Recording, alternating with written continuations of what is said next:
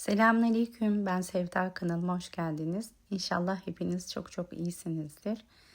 Bugün bahçeyi böyle o ağaçlar, otları biraz böyle toparlamak, budamakla güne başladık. Küçük de bir piknik yaptık bahçede. Müstakil ev olmasının avantajından faydalanarak minnoşu dışarı salıyoruz. Öyle bir sürprizle karşılaştık. Allah'tan kazasız atlattık bu sürprizi. Ben biliyorsunuz bu sene cami görevini bırakmıştım. Çok yoğunluktan dolayı. Fakat şöyle bir şey oldu. Ben taşındıktan sonra bana yakın başka bir camiden görev teklifi aldım. Oraya başladım. Hocamızın acil tayini çıktığı için ben de oraya başladım. Öyle diyeyim daha doğrusu.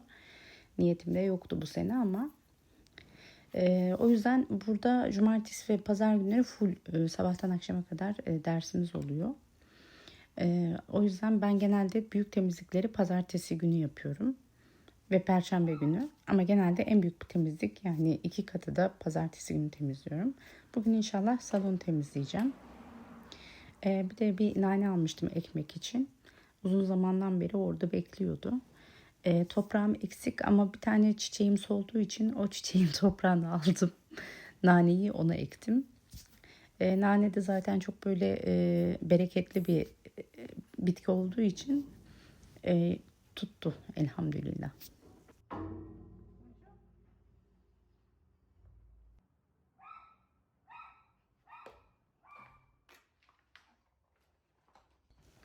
Geçen konumuzu kısaca hatırlatmak istiyorum. Geçenki konumuz da tatille alakalıydı.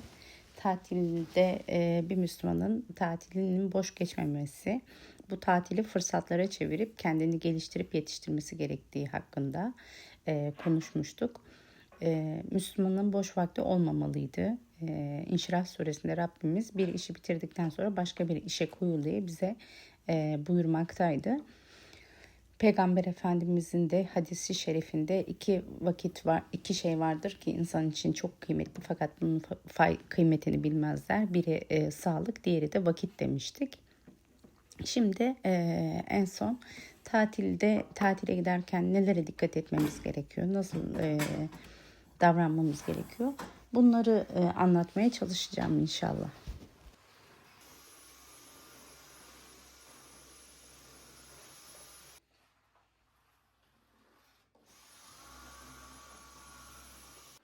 Geçen videoda belirttiğim gibi ilk öncelikle bir Müslümanın tatil programı olması lazım. Yani o tatilde nasıl geçireceğine dair kendimize bir program yapmamız gerekiyor. İkinci önemli şey de gideceğimiz mekan, otel olabilir, herhangi bir yer olabilir. Bu yer İslami olarak uygun mu?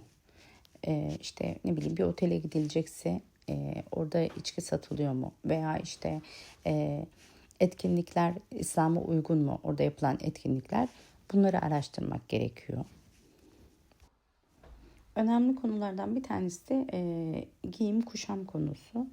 Her şeyin bir ölçüsü olduğu gibi giyim kuşamın da bir ölçüsü olması gerekiyor.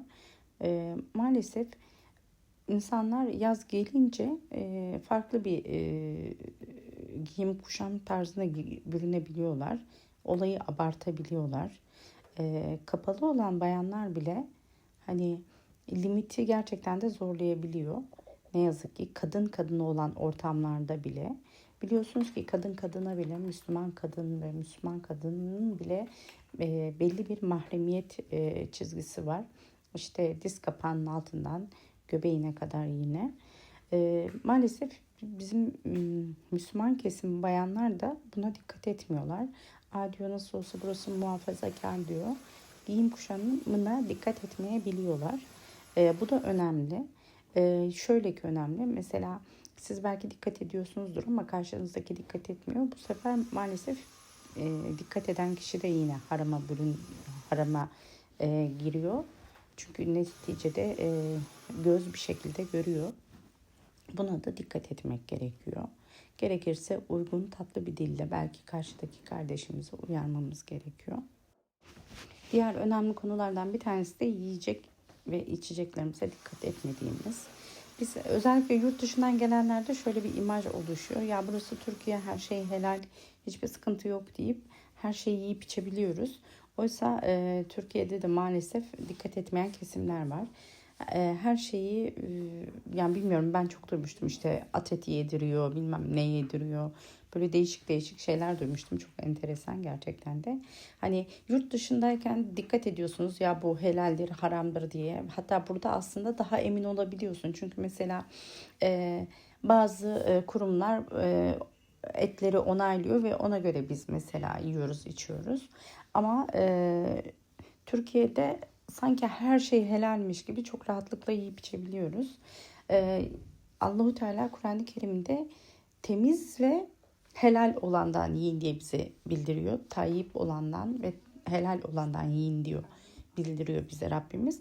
O yüzden yediğimiz yemeklere, içtiğimiz şeylere de dikkat etmemiz gerekiyor. Helal mi, haram mı? Bunu gerçekten de araştırmamız gerekiyor. Yediklerimize de çok dikkat etmemiz gerekiyor. Bir şeye daha dikkat ettim. Mesela Türkiye'den de yurt dışına gelen insanlar hangi kesimden olursa olsun domuz eti yememeye dikkat ediyorlar. Bunda hiçbir sıkıntı yok. Gerçekten de dikkat ediyor.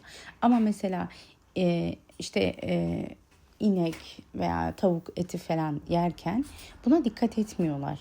Zannediyorlar ki ha tamam, işte büyükbaş bir hayvanın eti ise bunu yenilebilir. Böyle değil arkadaşlar.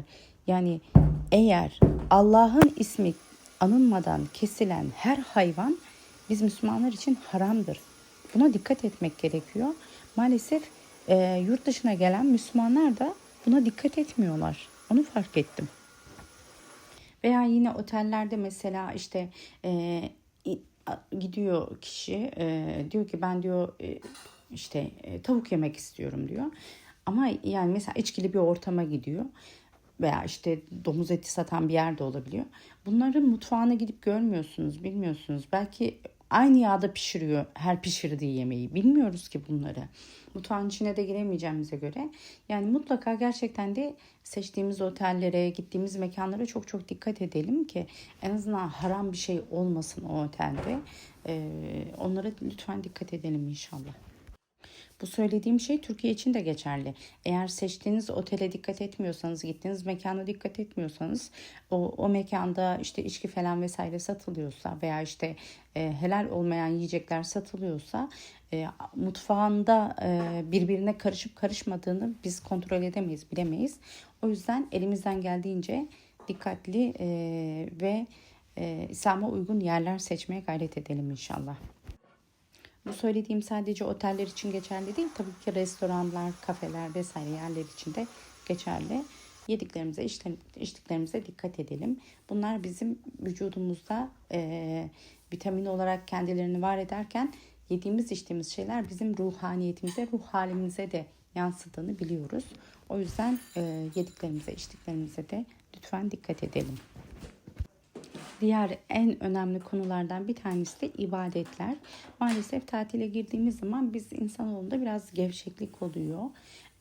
Namazlarımızı geciktirebiliyoruz, kılmıyoruz demeyelim de geciktirebiliyoruz. İşte Kur'an okuma alışkanlığı olan kişi bunu durdurabiliyor. Biz de tatilde yine rutinlerimizi elimizden geldiğince devam ettirmeye çalışalım. İbadetlerimizi aksatmayalım. İbadetlerimizi geciktirmeyelim lütfen. Biliyorsunuz ki ölüm tatile girmiyor. Her an hepimizin ensesinde. O yüzden bu bilinci kaybetmeden tatilimizi yapmaya gayret edelim inşallah. Yine geçen videomda belirttiğim gibi sıla-i rahimi aksatmayalım. Eşimizi, dostumuzu, akrabalarımızı ziyaret etmeye gayret edelim. Onların gönüllerini alalım inşallah. Bu da çok çok önemli. Yine tatile gittiğimiz yerlerde çevreyi kirletmemek veya bir pikniğe vesaire gittiğimiz zaman çevreyi kirletmemek, insanlara zarar vermemek, insanlara saygılı olmak. Bunlar da çok önemli şeyler. Bunlara da lütfen çok çok dikkat edelim. Biliyorsunuz birçok ihmalkarlıklar sonucu orman yangınları çıkıyor. Denizlerimiz kirleniyor, çevremiz kirleniyor. Neticede buralara gidip buralarda vakit geçiren yine biziz. bizlerden sonra bizim çocuklarımız gelecek. O yüzden çevremizde temiz tutmaya lütfen çok önem verelim. Kendi yediğimizi içtiğimizi toplasak, kendi etrafımızı temiz tutsak zaten hiçbir yer kirlenmez. Herkes kendi üzerine düşen sorumluluğu yaparsa hiçbir şey olmaz. Bu da çok önemli konulardan bir tanesi. Uzun yolculuklara çıkıldığı zaman her 2 saatte bir dinlenmek, trafik kurallarına uymak, bunları da lütfen unutmayalım ve ihmal etmeyelim. Bu da can sağlığımız için çok önemli. Başkalarının canına da saygı duyalım inşallah. Farklı kültür ve inançtaki insanlara da saygı duymayı tabii ki unutmayalım inşallah. Benim söyleyeceklerim, anlatacaklarım bu kadar. Sizin de fikirleriniz varsa, uymamız gereken, benim atladığım, söylemeyi unuttuğum şeyler varsa onu aşağıda yorumlarda yazıp birbirimize faydalı olmaya gayret edelim inşallah. Misafirim gelecekti. Onlar için de bir cheesecake yaptım. Onu da bu videoya ekledim. Gerçekten güzel oldu. İzlediğiniz için çok çok teşekkür ederim. Lütfen kanalıma abone olmayı, beğenmeyi, yorum yapmayı unutmayın. Allah'a emanet olun. İzlediğiniz için tekrardan çok çok teşekkür ederim. Esselamun Aleyküm ve Rahmetullahi ve Berekatuhu.